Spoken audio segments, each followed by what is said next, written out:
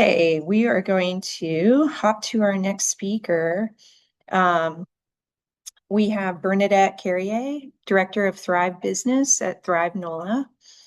Bernadette is a New Orleans native and holds a master's in landscape architecture from Louisiana State University and a master of public administration from Howard University.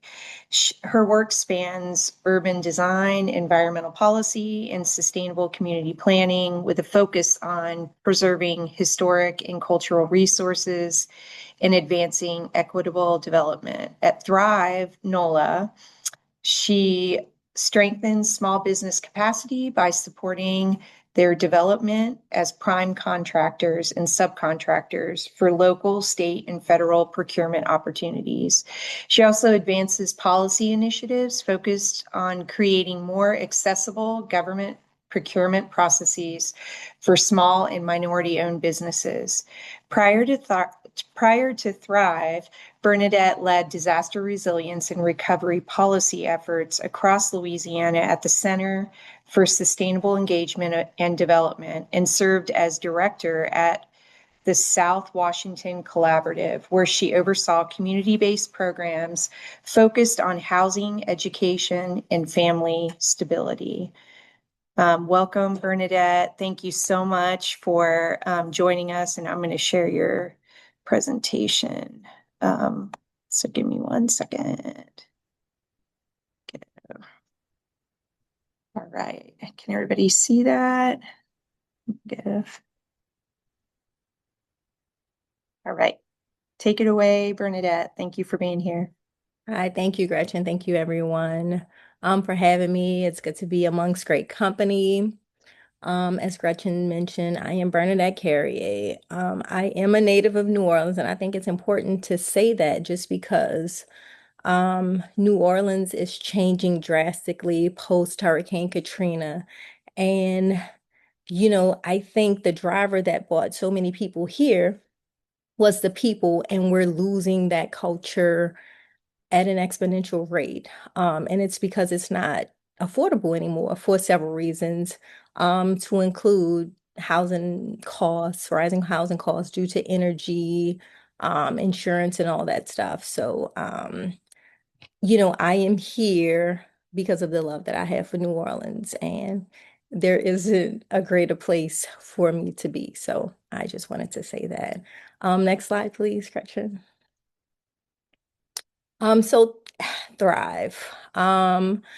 We are building climate resiliency through green infrastructure, stormwater management, and clean energy transition. I started at Thrive a little over 4 years ago, and I came on to work specifically with the businesses, to help businesses get the support they needed, whether it's back office operations, whether there were certifications to strengthen, to do the maintenance on these interventions that were created, but also to connect the small businesses to the workforce.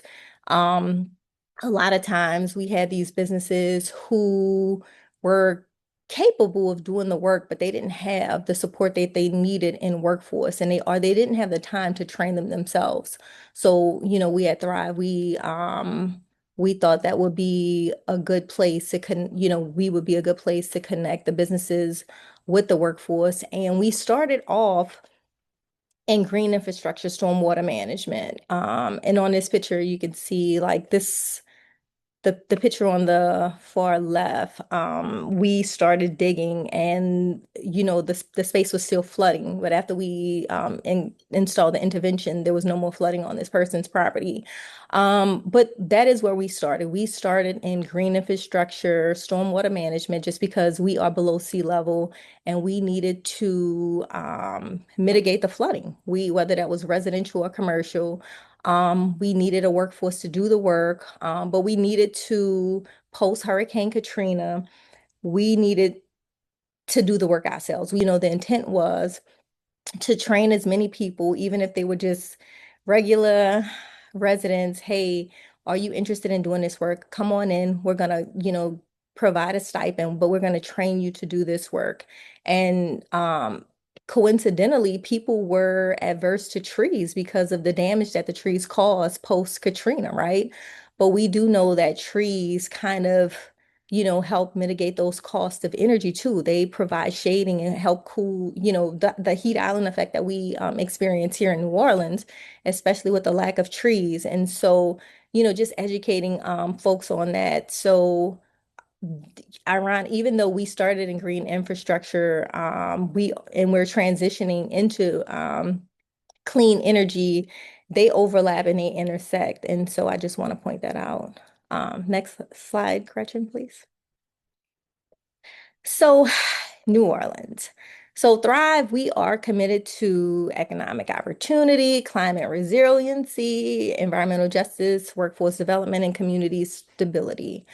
And all of these are important because again, I can't stress, we have so much, so many opportunities. We are a test pilot for um, many government fundings.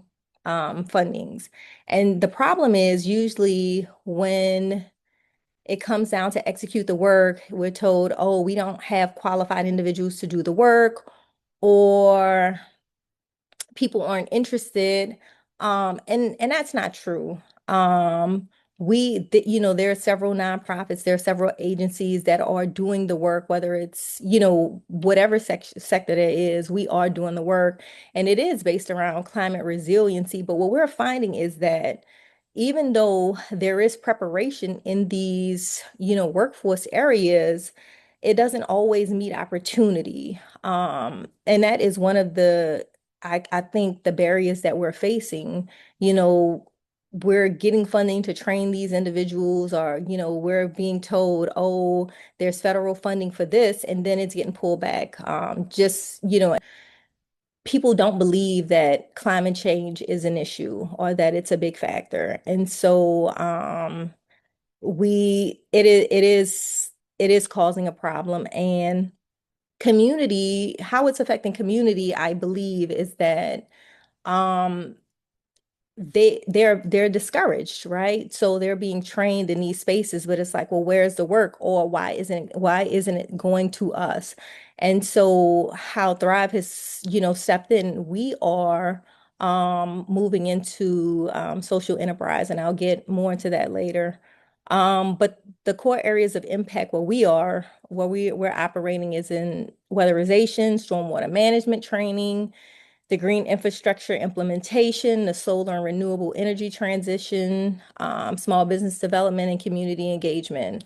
Um, with the weatherization, we have a team that goes out, to talk to people like Miss Pam in the neighborhood, letting her know the benefits of weatherization and to get her energy costs down. Stormwater management trainings, we're giving individuals off the street, whether they come from prison, whether they just looking for a new opportunity. We're saying, hey, if you're interested, if you're willing to work in the heat, we'll give you, we'll pay you, we'll train you to do these interventions, and we'll give you these certifications, all of which are free of charge to you. The solar and renewable energy, to date, we have trained over 45 individuals in that space, and they're excited to do the work. And we are, even in the storm green infrastructure space, I think we are on cohort 14, and we have trained over 200 individuals, where we have retained many of those individuals, but a lot we have placed on jobs, and they're doing well, and it's transferable jobs. It's not New Orleans specific. They can go anywhere and work. Next slide, please. So again, the workforce development includes the training and weatherization, solar installation, construction readiness, heavy equipment operation. And we find heavy equipment is a major component, just because it is a 16-week course, but it's free to the individuals who come through our program. They get heavy equipment certification. They learn how to work bobcat, skid steers, just various heavy equipment, and they get to move on, and they don't start at minimum wage. They're starting jobs at $20 an hour. And they're excited to go to work. I heard one of the panelists, Aisha, mention that the misconception is that people don't want to do these jobs that don't seem prestigious. But, here in New Orleans, people like getting their hands dirty. They like getting in the dirt, and they are doing the work and they're excited about it. Our workforce specifically, when they're out doing the work, they come back from the field and they're like, oh, I have a picture. Look at this. Look what we did. We have a garden, or we, weatherized this house. And the owners were so happy. They said they were going to do a barbecue for us. So the clients are happy to have the work done, but the workforce is even eager to do the work just because of the connections, the people that they're meeting, and they can see the fruits of their labor. Next slide, please. Um, so again, how we transitioned into solar energy, obviously we are below sea level and we were flooding, but also the biggest complaint that we were hearing was that, the energy costs were so expensive. Like we have energy, and we have Energy New Orleans here. I know a lot of other cities, they have other power organizations, Atmos, Pepco, whatever. We only have energy, so there isn't any competitors. So we have to use energy. So we were trying to figure out how to help lower the energy costs. Energy had these programs, and so we actually partnered with them to get the word out. So free of charge to residents. Hey, look, if you want to lower your costs, your heating and cooling costs, let us do a study, let us do a survey, inspect your home and figure out how can we lower the cost. And so for the weatherization specifically, we go out and we conduct these tests called CFM, which is a cubic foot per minute. Where it's called a cubic foot per minute test, where we put a fan in your house, we close up all the doors, interior doors, the windows, and we see where the deficiencies are, what the number is. Once we get that number, we go in and we insulate your ceiling using cellulose. We seal your exterior doors with a weatherization strip. We also do the windows, the crawl spaces. We do some duct work. We do the sinks, and we do the lighting cans, right? We insulate that using a caulking material. But we're training these guys to do that. And so where it's relatable is because they can go out and look in their own house and say, oh, notice when I was just sitting in my home, there's the crack in the door and there's a space and I could see where I'm losing heat or, losing heat or energy in my home. But they're able to install this in the client's homes. And then once they do that, they run the CFM test again, and they're able to see where it is improved. We're doing the work, we're teaching the guys, and we're able to retain them. We have very little turnover work. Um, Again, the some of the challenges that we have is the soft skills, I will say. We don't go from 0 to 100 in a day. We have to we are working with individuals who have housing insecurities, food insecurities, mental health issues, and we have to address all of that. We are, luckily for us, we have four pillars at Thrive. We have workforce, we have business, we have a community center where we work with kids, but we also have a warehouse where we have clothing, we have furniture, things to assist. But we also, in that warehouse, we do have property. So if individuals, we call it the Thrive Hive, individuals who don't have housing, stable housing, we're able to put them up at below market value, right? So that, we can take it out of their check so that they have housing. So we're providing this. But we are supporting them. We have a social worker on staff to help them with what they need. So, the wraparound services are important. But we also make sure that we're relational. We make sure everybody who is with us, they feel like their family. We're not just, we don't need just workers. We need people to believe in themselves. We need people once they leave from us to feel like they can go on and be successful without us. We'll hold their hands while they're here. But we are making sure that they're successful when they leave from us. Next slide, please. So again, we're connecting water, energy with equity. So, um, our model connects environmental resilience. So, like the stormwater management, we connect the workforce with them, and we're investing in our neighborhoods. We're making sure that the neighborhoods where individuals live, just whether we're working in them, we are moving the needle.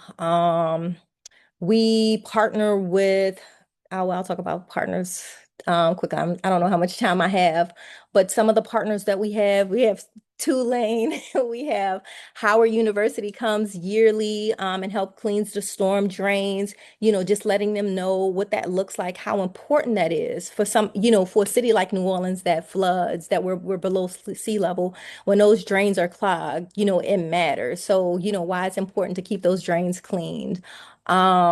We are working with Propeller. We're working with a number of individuals. It's not, we can't do this alone. So we have a lot of partners, even when we don't have, when our federal dollars were cut and lost, we have philanthropic dollars. And again, we have our social enterprise. Next slide, please.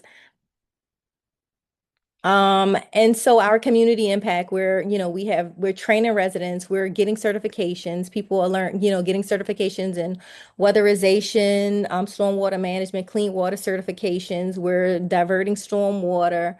We're building more community partners, and we're engaged with youth. We have partners with the local high school, George Washington Carver. We working with the New Orleans Career Center, which houses several high schools. They're working in weatherization to construction, welding. So we're building those partners and we're getting youth engaged. So it's not just the older people, but we're starting up with young so that they have a they have a clear understanding of what it looks like to be energy efficient, how it is to move and live in this world that has so many challenges, and how to be a part of the solution. Next slide. And if you all, I hope I didn't miss anything, but if you guys have oh, the future of Thrive. So our strategic priorities are to expand green infrastructure implementation, to scale solar and energy workforce training, to develop resilience hubs, to increase environmental justice initiatives, and to support climate adaptation solutions and to grow pathways into green economy. Obviously, we believe in New Orleans and we want New Orleans to thrive. And even if, other outside entities aren't invested, we want to make sure we're doing our part and our due diligence, but we're also always thriving and, trying to build partnerships, so that it is not just, New Orleans, we want to be the model for other cities and states. And so, we're working to build those partnerships. Next slide. And so if you all have any questions or concerns, yeah, you can reach out. Thank you, Bernadette. We have one question in the chat. They were wondering, is the Energy New Orleans home retrofit program free to participants? It is free. It is free. So, but it is free and it is income based. So depending on your income, you can get it all done for free of charge for you. So you could get the cellulose in your attic, your central air unit, insulated, doors, windows. Yes. And it's important because, in New Orleans, we have a lot of older homes. We have the old double sash windows, double hung windows. So they're not energy efficient because, it's a single pane glass. Air goes out. If it doesn't have the caulking around it, the air is just going to go out just like the doors. And even though 80% of New Orleans flooded under her, after in Hurricane Katrina, um, a lot of people didn't rebuild, from slab up. They remodeled their homes essentially, and it was more cost efficient to keep some of the windows and the doors. And also because a lot of New Orleans is historic, you had to keep your old windows and doors. So, we try our best to keep our costs down. See, I think, I don't see any other questions in the, there's a comment that Entergy and other utilities offer a similar program across Arkansas. So that's a great thing to know, that there are more programs like this with such a deep touch. How do you determine the homes that it's income based? Is it application also? Yeah, so it's an application. So Yep. anybody who is interested, they fill out an application. We go to the home, Okay. but we also canvas because there's a lot of individuals who may not be able to read, who may not watch the news, just, Yeah. who just are disconnected. So we do canvas in certain communities where, excuse me, low-income neighborhoods are neighborhoods where we think that people aren't getting the messages. And so we do canvas and go to those neighborhoods to make sure that we aren't missing anybody who Great. does qualify for those programs. That's great. Well, thank you. We're gonna wrap up, but Bernadette shared her information. We've shared Thrive's um, uh, website in the chat, so please check that out to learn more and follow their progress and great work in New Orleans. Thank you so much for being here, Bernadette.